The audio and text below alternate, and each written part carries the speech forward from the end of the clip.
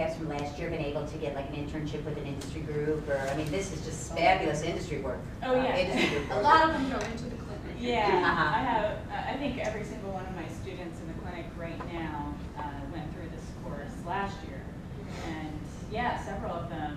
One of them's working with an administrative law judge as a clerk, actually. One of them has been working in it's a utilities company that focuses on natural gas. There are several who have been trying to get into the K&L Gates of the world, and there are several who are in small firms. And graduates who have gone on to the EPA. EPA, yeah, we have so many agencies. Right. But yeah, it is. It's very much, I mean, I've gotten feedback from some of their employers actually saying, wow, I was so impressed that this student knew how to do this thing that we usually train them how to do. So, and this class is a prerequisite for our environmental law clinic. So it's their first introduction to environmental law. We just changed that class, so it's more of a writing class, which was a shock last year for students who wanted one exam at the end. Yeah. They actually were quite upset the whole year. Well, it's interesting. I got some feedback from a doctrinal faculty member who is reviewing my performance, as a matter of course. And he said, I think this is a fabulous practice-based course, but I don't think we should have our foundational doctrinal courses as this practical. Well, why not?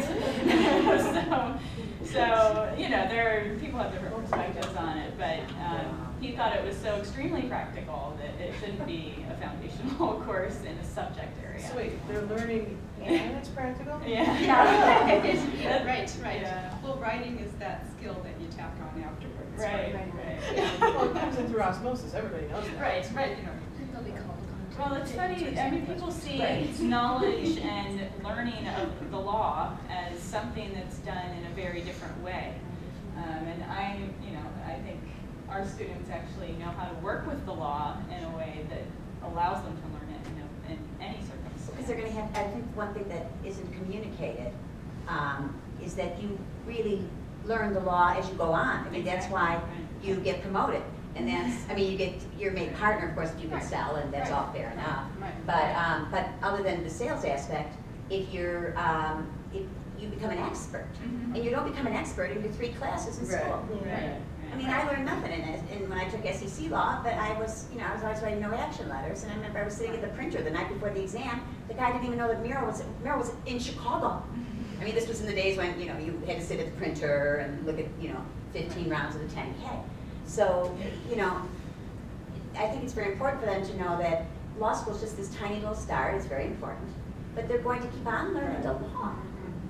And the way that you are showing them is exactly how they're going to learn. Right. It does. I mean, it is very much a foundational course. It's the skills that you need to understand any environmental statute and write about any environmental statute. And the documents, the type of documents that we're using, they're just. I think we said at the beginning, they show up in the clinic all the time. We have to produce them for clients all the time. So, it wasn't really a document-centered design.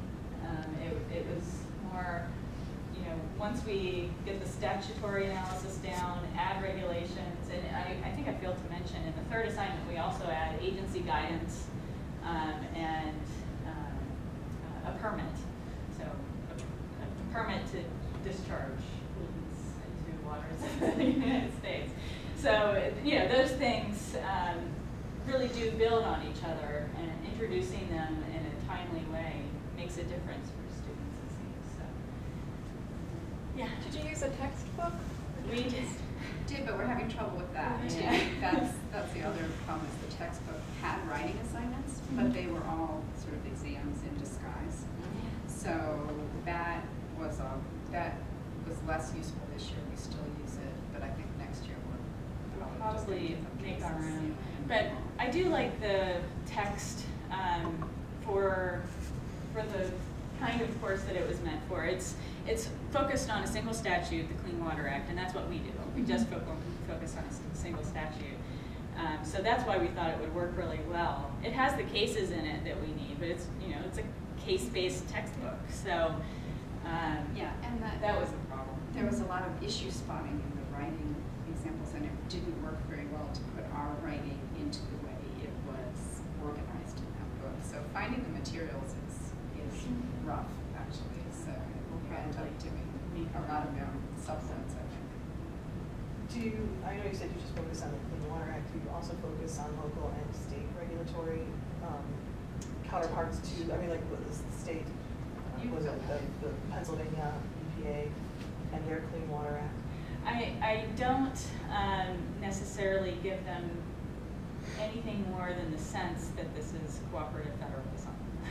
You know, all environmental statutes result in this approval of a state program, and the state takes on the same functions that we're presenting to them with the issuance of a permit for their opinion and that kind of thing.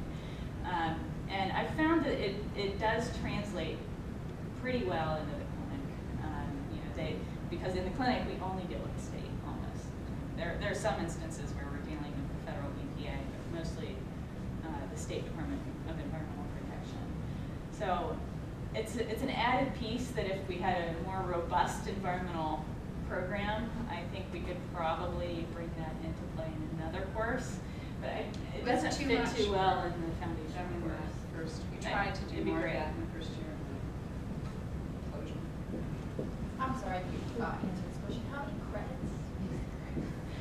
It was 3 the first year, and now it's 4. Okay. After lots of yeah. student feedback. It's still 3 hours, but we got it approved for 4 credits. And how do you divide the labor between teaching and grading?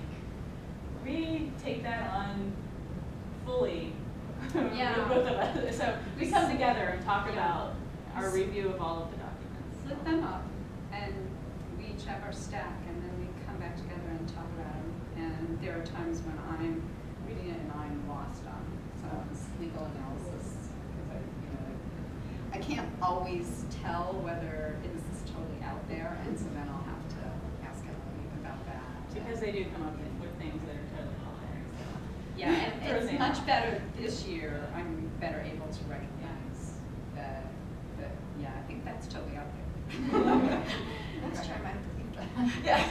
But we have classes that are completely devoted to things like plain meaning analysis, and that's almost predominantly Anne. I'm still in the classroom, and I'll ask some questions and maybe give some feedback if there's a question about a particular statutory provision or something like that. But we're kind of trading off all of the time. So I hate lecturing. I really hate it. So, and most clinicians do hate it. Yeah. But we try to really involve the students in discussions. Right, and I think ideally it would be better if we were dividing skills. I mean, the goal is, and maybe next year we'll be able to do this better, is that we'll be able to teach each other's subjects. Yeah, and then that will be the real model of that. I'm the writing person, she's the substance person, which we're trying to resist. A lot of moving parts. Yeah. Well, thank you. Thank you.